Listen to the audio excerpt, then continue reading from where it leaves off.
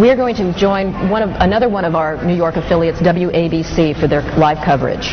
Plane overhead, and then all of a sudden I thought it sounded kind of louder. Then I looked up, and all of a sudden it smashed right dead into the center of the World Trade Center. Big flash of flame, fire coming out from all over. Then all the bricks is a huge hole right now. It almost looks like the plane probably went through. I'm not sure. Winston, can you see? Are you on the north side there where the plane made contact? Yes, I am. Now, when you say a huge hole, one of our earlier witnesses, Libby Clark, said not much of the plane came down off the building. Much of it went totally right into the building. It's in the building, from what you can see. Right. Now, can you see if there's a lot of debris downstairs, Winston? No, because it looked like it's inverted. With the impact, everything went inside the building. Inside. The only thing that came out was a little bit of the outside awning. But I'd say the hole is, let me just get a better look right now. Okay, go ahead. I'd say the hole takes about, looks about 6-7 floors were taken out. And there's more explosions right now. Hold on, people are running. Winston, hold on just a moment. We've got an explosion inside. The building's exploding right now. You got people running up the street. Okay. Hold on, I'll tell you what's going on. Okay, just put Winston on pause there for just a moment. Okay, the whole building just exploded some more. The whole top part. Okay. The building's still intact. People are running up the streets. Am I still connected? Winston, this would support probably what Libby and you both said, that perhaps the fuselage was in the building that would cause a second explosion such as that. That's what just happened then. That certainly. Yeah, people are running up. We're getting word that perhaps. Okay, hold on. The people here everybody's panicking. All right, Winston. Winston, let me put Winston on hold for just a moment. Okay, I don't know how much longer we're staying. I'm inside of a diner right now. Well, Winston, you know what? If you could give us a call back, I just don't want to panic here on the air. Let's just take some of our pictures from News Chopper 7. Now, one of our producers said perhaps a second plane was involved, and let's not even speculate to that point, but at least put it out there that perhaps that may have happened. The second explosion would certainly back the theory from a couple of eyewitnesses that the plane fuselage perhaps stayed in those upper buildings.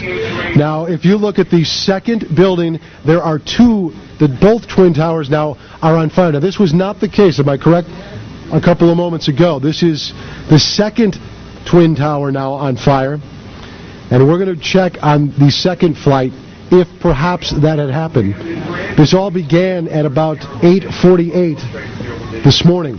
Again, what we know, in case you're just joining us, a small plane, not a Cessna type or 5 or 6 seater, but instead perhaps a passenger flight, ran into the north side of the World Trade Center.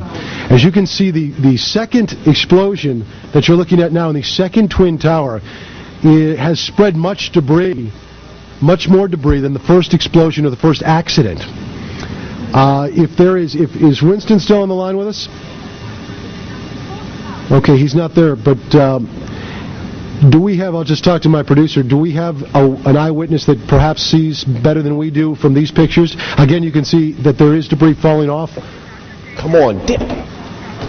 Okay, we actually have an Eyewitness News reporter, Dr. Jay Adlersberg, who is downtown at the time, and he is on the phone with us live. Dr. Jay, what can you tell us? Hello, Steve. I'm actually uptown at 86th and Riverside.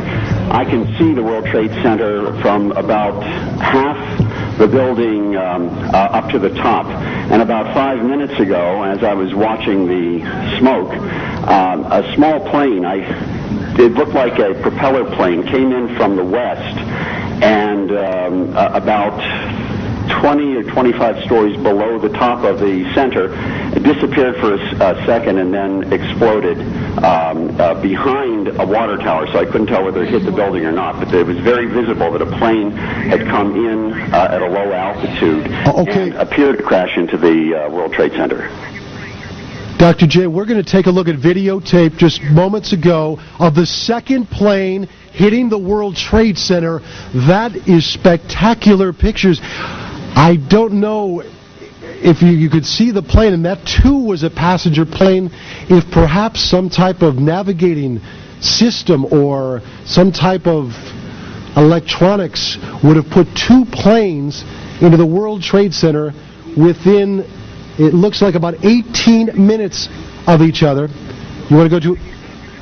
We have another copy. There's the second plane, another passenger plane hitting the World Trade Center. These pictures are frightening indeed. These are just minutes between each other. So naturally, you will guess and you will speculate and perhaps ask the question, if some type of navigating equipment is awry, that two commuter planes would run into the World Trade Centers at the same time. Our director, you're speaking in my ear at this point. You are looking at live pictures right now of the World Trade Centers. Again, we now have two passenger planes within 18 minutes of each other smashing into the World Trade Centers. Dr. J, are you still with us on the phone? I'm still with you, Steve. Dr. J, this is just frightening pictures indeed, and I would assume, or you would naturally think, that when You've been listening to some of the coverage provided for us by our affiliate WABC out of New York City.